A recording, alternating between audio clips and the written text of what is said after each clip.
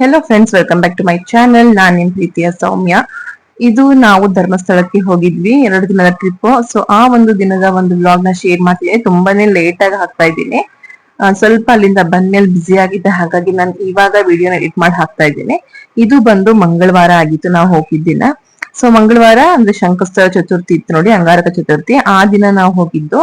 ಅವತ್ತಿನ ದಿನ ನೈಟ್ಗೆ ನಾವು ಧರ್ಮಸ್ಥಳಕ್ಕೆ ಮೈಸೂರಿಂದ ಬಸ್ ಅನ್ನ ನಾವು ರಿಜಿಸ್ಟರ್ ಮಾಡ್ಕೊಂಡಿದ್ವಿ.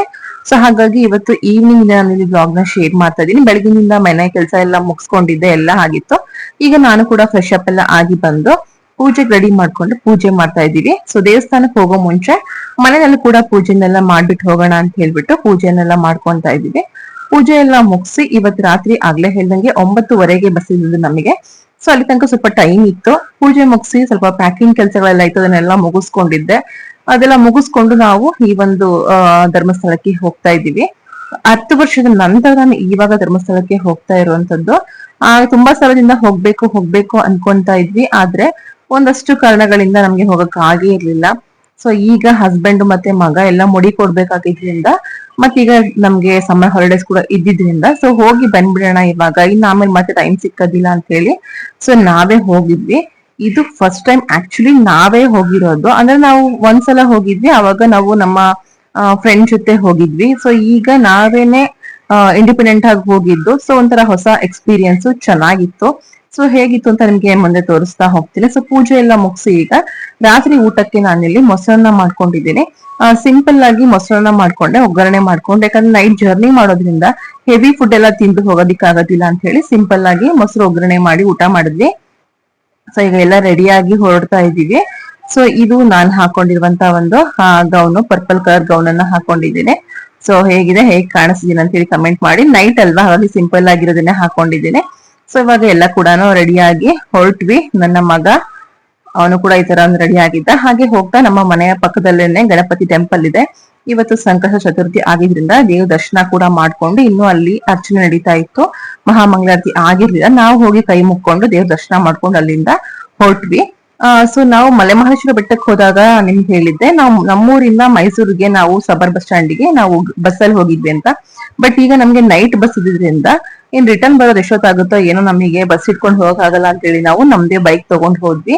ಅಲ್ಲೇ ನಮ್ಗೆ ಗಾಡಿ ಪಾರ್ಕಿಂಗ್ ಕೂಡ ನಮ್ಗೆ ಜಾಗ ಇತ್ತು, ಅಲ್ಲಿ ಗಾಡಿ ಪಾರ್ಕಿಂಗ್ ಕೂಡ ಮಾಡ್ಬಿಟ್ಟು ನಾವು ಈಗ ಸಬರ್ ಬಸ್ ಸ್ಟ್ಯಾಂಡ್ ಅಲ್ಲಿ ಬಂದು ವೇಟ್ ಮಾಡ್ತಾ ಇದೀವಿ. ನನ್ ಮಗು ನಾನು ರೇಗಿಸ್ತಾ ಇದ್ದೆ, ಇದೇ ಲಾಸ್ಟ್, ಇನ್ನ ನೆಕ್ಸ್ಟ್ ನಿಂದು ಕೂದ್ಲೆಲ್ಲ ಹೋಗಿ ಬೋರ್ಡ್ ಹಾಕ್ತೀಯ ಅಂತ.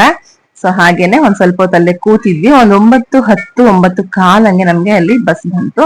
ಸೊ ತುಂಬಾ ಜನ ರಿಜಿಸ್ಟರ್ ಮಾಡ್ಕೊಂಡಿರೋರೆಲ್ಲ ವೇಟ್ ಮಾಡ್ತಾ ಕೂತಿದ್ರು. ಸೊ ಫೈನಲಿ ಬಸ್ ಬಂತು 9:15ಗೆ. ಇನ್ನ ಕೂಡ ಯಾರು ಬಂದಿರ್ಲಿಲ್ಲ, ನಾವಷ್ಟೇ ಹತ್ ಕೂತ್ಕೊಂಡಿದ್ವಿ. ಈಗ ಎಲ್ಲ ಬಂದಿದ್ದಾಯ್ತು, ಟಿಕೆಟ್ ಎಲ್ಲ ಚೆಕಿಂಗ್ ಆಯ್ತು, ಟಿಕೆಟ್ ಇಶ್ಯೂ ಎಲ್ಲ ಆಯ್ತು. ಸೊ ನಾನಂತೂ ಫುಲ್ ಶಾಲೆಲ್ಲ ಹಾಕೊಂಡ್ ಪ್ಯಾಕ್ ಆಗ್ಬಿಟ್ಟಿದ್ದೀನಿ ಮಲ್ಕೊಳ್ಳೋಣ ಅಂತ ಹೇಳಿ. ಆದ್ರೆ ನಿದ್ದೆನೆ ಮಾಡ್ಲಿಲ್ಲ ಒಂದ್ ಸ್ವಲ್ಪನೂ. ಸೊ ಈಗ ನಾವು ಬೆಳಗಿನ ಜಾವ 3 ಗಂಟೆಗೆ ಧರ್ಮಸ್ಥಳಕ್ಕೆ ಬಂದು ರೀಚ್ ಆದ್ವಿ. ಸೊ ಇಲ್ಲಿಂದ ನಮ್ಮ ಒಂದು ದೇವರ ದರ್ಶನ ಶುರು ಆಗುತ್ತೆ. ಆಫ್ಟರ್ ಲಾಂಗ್ ಟೈಮ್ ಧರ್ಮಸ್ಥಳಕ್ಕೆ ಬಂದಿದ್ದೀವಿ, ಒಂಥರ ಖುಷಿ ಇತ್ತು.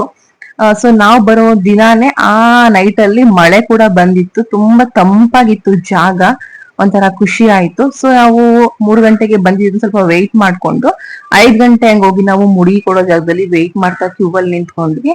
ಸೊ ಮುಡಿ ಎಲ್ಲ ಕೊಟ್ಟು ನಾವು 6:15, 6:15 ಹಂಗೆ ಹೊರಗಡೆ ಬಂದ್ವಿ. ಸೊ ಮುಡಿ ಕೊಟ್ಮೇಲೆ ಹೇಗ್ ಕಾಣ್ತಿದ್ದಾರೆ ಅಂತ ನೋಡಿ ನಾನಂತೂ ರೇಗಿಸ್ತಿದ್ದೆ, ನನ್ನ ಹಸ್ಬೆಂಡ್ ಮತ್ತೆ ಮಗ ಇಬ್ರು ಕೂಡ. ಪಾಪ ನನ್ ಮಗಂಗಂತೂ ಇನ್ನೇನ್ ಸ್ಕೂಲ್ ಶುರುವಾಗುತ್ತೆ ಅಂತ ಅವನು ಮುಡಿ ಕೊಡೋದಿಕ್ಕೆ ಅವನಿಗೆ ಬೇಜಾರಿತ್ತು. ಅಂದ್ರೆ ಏನು ಮಾಡಕ್ ಆಗಲ್ಲ ಅಲ್ವಾ, ಹರಕೆ ಮಾಡ್ಕೊಂಡಿದ್ವಿ. ಸೊ ಮುಡಿ ಕೊಟ್ವಿ, ನಾವು ಕೊಟ್ಬಿಟ್ಟು ಇವಾಗ ಹೋಗ್ತಾ ಇದ್ದೀವಿ. ಆಗ್ಲೇ ಹೇಳ್ದಂಗೆ ಮಳೆ ಬಂದಿದ್ದ ತುಂಬಾನೇ ಚೆನ್ನಾಗಿತ್ತು ಕ್ಲೈಮೇಟ್. ಅಲ್ಲಿ ಅಂತೂ ನೋಡಕ್ಕೆ ತುಂಬಾ ಚೆನ್ನಾಗ್ ಅನ್ಸುತ್ತೆ, ಸುತ್ತ ಹಸಿರು ಹಸಿರು ಹಸಿರು. ಈ ಒಂದು ಬೇಸಿಗೆ ಇದ್ರೂ ಸಹ ತುಂಬಾ ಚೆನ್ನಾಗ್ ಕಾಣ್ತಿತ್ತು ಅಲ್ಲಿನ ಒಂದು ನೇಚರ್.